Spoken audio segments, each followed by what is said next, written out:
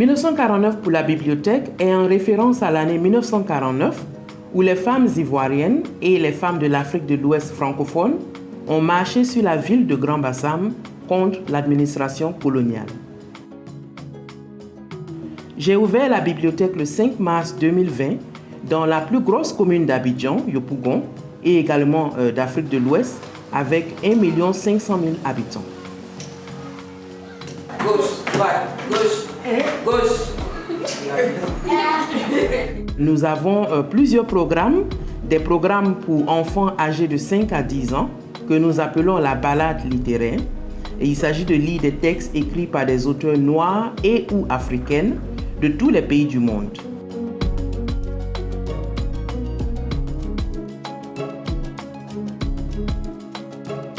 Et qu'est-ce qui te plaît dans cette histoire?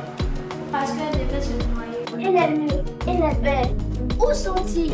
La mission de la bibliothèque, en effet, ce n'est pas de rendre tout le monde féministe. Ce n'est pas notre intérêt. Notre intérêt, c'est de d'identifier des contributions. Certains l'accueillent sur le ton de la plaisanterie quand ils rentrent à la bibliothèque et voient qu'il n'y a peu d'œuvres écrites par les femmes et disent « Ah mais non, mais si c'est une bibliothèque comme cela, alors nous on sort. » Et on lui dit « Mais non, restez, ça vous apprendra à savoir en fait ce que les femmes aussi ont écrit sur tel thème de la société. » Mais je pense que la question aussi qui serait apte à poser, c'est comment est-ce que les femmes ont accueilli la bibliothèque. On suppose que comme c'est une bibliothèque des écritures féminines qui approche la question, les problématiques sociétales sous un angle féministe, on supposerait que toutes les femmes sont en train de venir.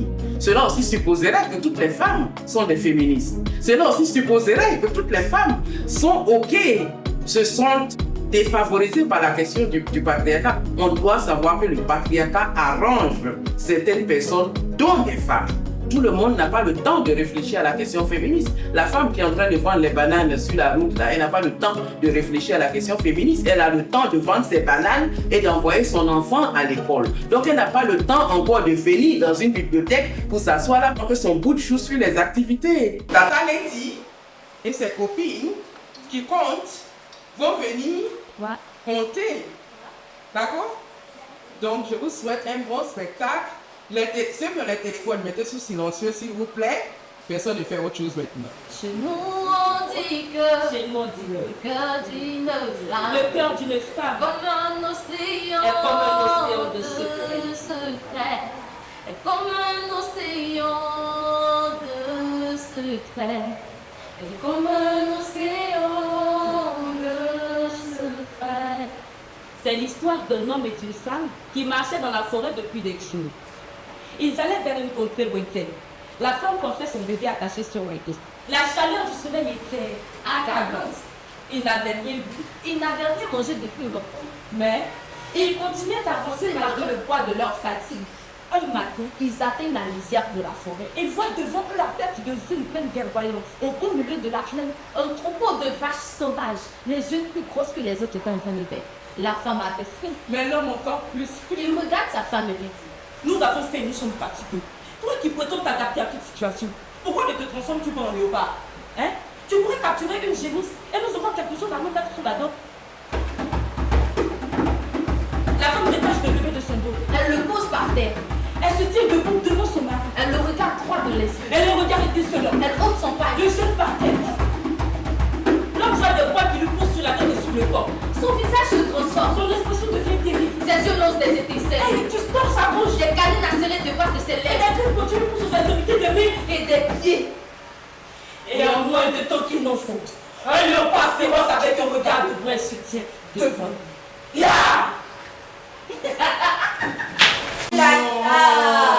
Et je l'accueille toujours. Merci à mes petits enfants qui me regardent chaque samedi. Encore on danse avec eux chaque samedi. Alors, le premier livre écrit par un auteur homme en Côte d'Ivoire a été publié en 1931. C'était une pièce de théâtre de Bernard Dadier. Le premier roman et œuvre fictive tout entière écrite par une femme en Côte d'Ivoire a été publiée en 1976. L'œuvre s'intitulait Les danseuses d'Empé et Ya et elle a été écrite par Simone Kaya. Alors, quelquefois, on se demande pourquoi il y a un décalage. Les hommes sont allés un peu plus tôt à l'école, c'est tout. Voilà, la première école en Côte d'Ivoire a été créée en 1882 à Elima, à Sini, à quelques kilomètres d'Abidjan, par celui qui deviendra plus tard résident français en Côte d'Ivoire, donc Arthur Vertier, pour que les enfants de ces commis aillent à l'école en fait, dans le but de travailler dans la plantation plus tard. Donc c'était pour donner une éducation de base. Et en 1887, on a vraiment la première école avec un instituteur diplômé qui arrive en Côte d'Ivoire. Et évidemment, il n'y a que des hommes qui vont à l'école.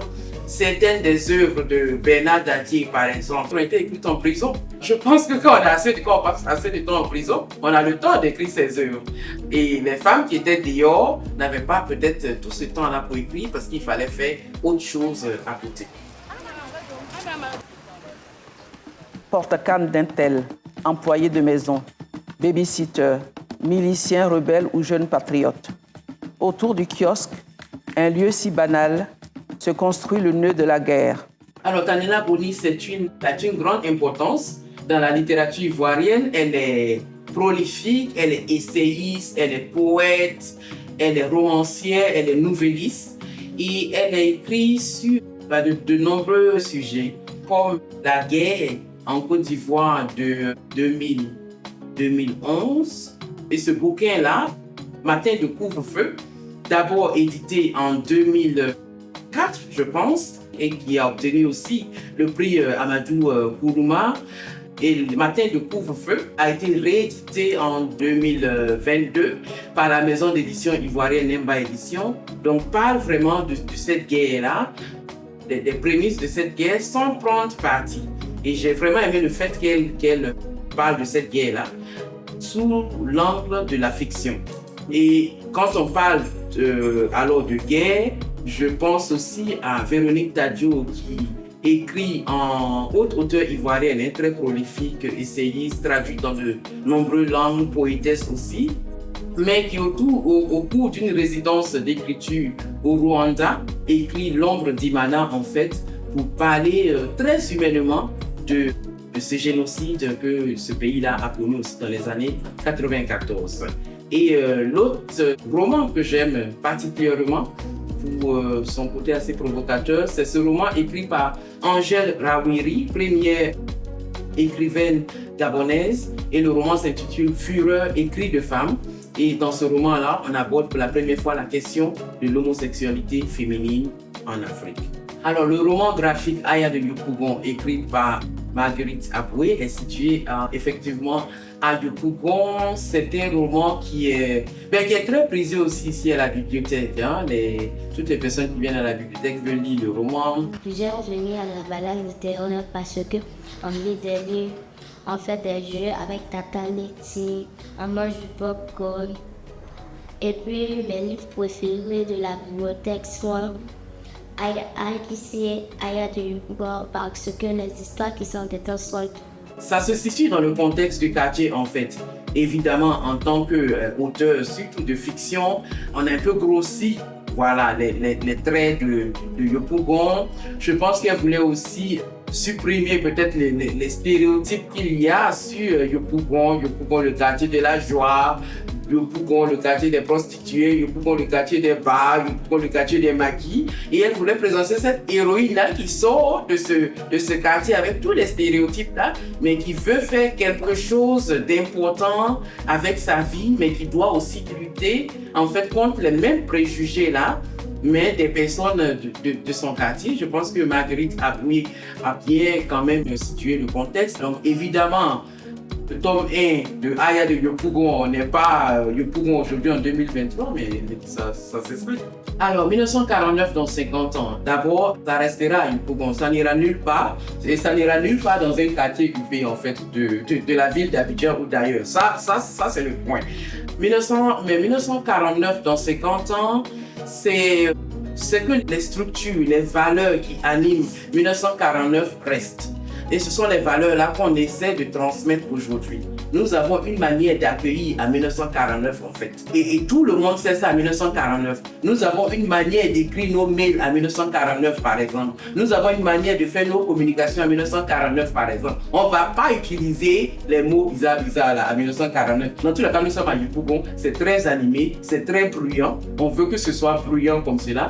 Nous n'avons pas une sociologie européenne où on prend le livre, on s'assoit avec, on le lit doucement et puis on repart à la maison. Non, non, non. Même quand vous allez dans la ville à travers Abidjan, vous avez des personnes qui font ce qu'on appelle ici la titrologie, où il s'agit de lire les titres de journaux et d'en discuter. Donc nous avons cette philosophie en 1949 en fait. On veut que la bibliothèque soit bruyante, mais ce sont les valeurs que nous allons garder dans 50 ans. Dans tous les cas, dans 50 ans, j'aurai 90 ans. Je ne suis pas sûr que je sois capable de monter tous ces escaliers si je ne suis pas déjà morte. Donc, mais il faut que ça pérennise. Voilà. Les liens entre le Ghana et la Côte d'Ivoire en matière de culture et de littérature. La Côte d'Ivoire fait frontière au Ghana dans la partie est. Au XVIIIe siècle, évidemment, on a eu une grosse vague de personnes qui se déplaçaient du Ghana à la Côte d'Ivoire suite à une crise de succession là-bas. Donc, nous partageons évidemment cette culture Akan-là via la partie sud de la Côte d'Ivoire. Nous partageons cette culture Akan.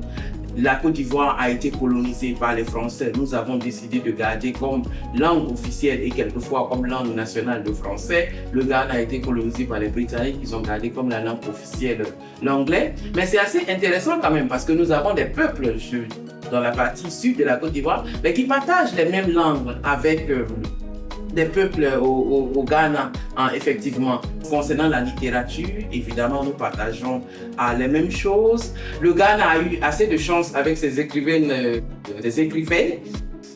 parce que Ama Aka Aïdo, qui est l'une des grandes figures de la littérature ghanéenne, elle est maintenant décédée, paix à son âme, mais elle a été inclus dans cette série qu'on appelait la Heinemann African Writer Series, qui incluait assez d'écrivains en fait dans ces séries.